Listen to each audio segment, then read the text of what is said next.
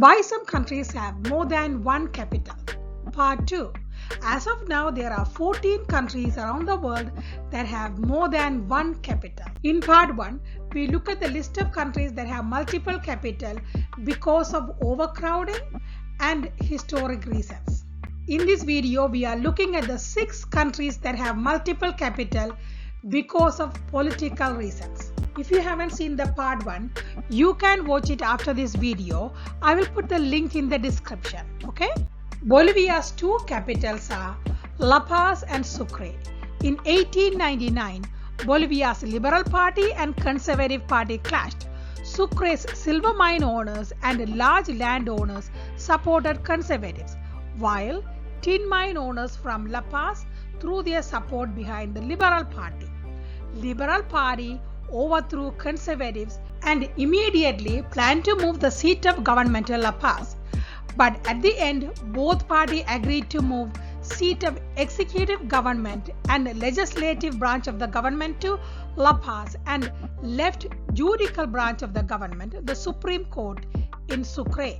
This is how Bolivia got 2 capitals. Bolivia's neighbor Chile also has 2 capitals, San Diego and Valparaiso. San Diego is the traditional center of power. It is the largest and the oldest city in Chile and still home to the executive and judicial branch of the government. After the series of dictatorship ended in December 1989, the country's morale was down and distrust in the government was so high. So the new government moved the legislative branch of the government, the Congress, to Valparaiso to demonstrate the decentralization of power and to please the untrusting public. Cordoba, formerly known as Ivory Coast, 2 capitals are Abidjan and Yamoussoukro. Abidjan became a capital of the Ivory Coast in 1933 when it was still under French rule and stayed as a capital even after the independence and still home to legislative and judicial branches of the government. But after 23 years in office, Ivory Coast first president Felix Houphouët-Boigny moved the executive branch, his office, to his hometown Yamoussoukro to grow development in the central part of the country and to uplift his hometown. The Central American country Honduras has a little bit of a unique situation because rather than having a capital city, it has an entity called Municipality of Central District. In this district, there are 2 cities, Tegucigalpa and Gomeaguala. 2 cities in one central district is something of a unique situation. Tegucigalpa has been the capital of Honduras since 1888. The de facto capital is Tegucigalpa, which is also the country's largest city. Gomeaguala is also considered a constitutional capital along with Tegucigalpa. In 1937, Honduras constitution was changed to combine the 2 cities into central district, and in 1982, constitution was modified again to establish municipality of the central district as a capital, meaning that both cities are now capital since both cities are in one central district. Tegucigalpa houses all 3 branches of the government. South Africa takes the multiple capital concept one step further by having 3 official capitals: Cape Town, Bloemfontein, and Pretoria. South Africa is the only country in the world to have 3 capitals. Before the present-day South Africa was born, there was a place called Union of South Africa, which is formed in 1910 by unifying 4 colonies: Cape, Natal, Transvaal, and Orange River colonies. So when the 4 colonies were unified, each colony had a concern of having too much power in one place, rightfully so.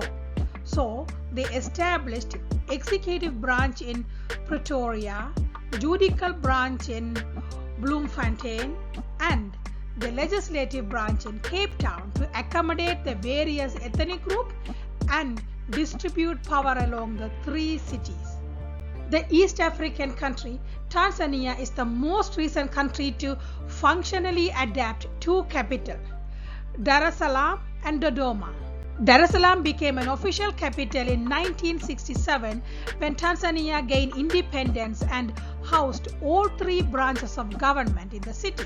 In 1973, government decided to move the capital to Dodoma because of its central location, which is ideal to bring government closer to the people, but it also had a good climate and room for development.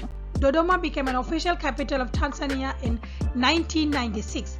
However, much of the initial design plan and goals for the city was never materialized. Many government offices and embassies resisted moving to Dodoma and preferred to much urban and coastal Dar es Salaam.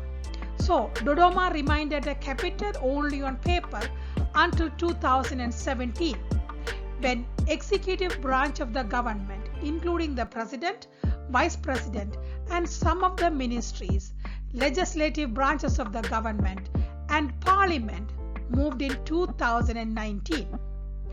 Dar es Salaam serves as a core capital and houses judicial branch of the government. Having a multiple capital is not a new concept.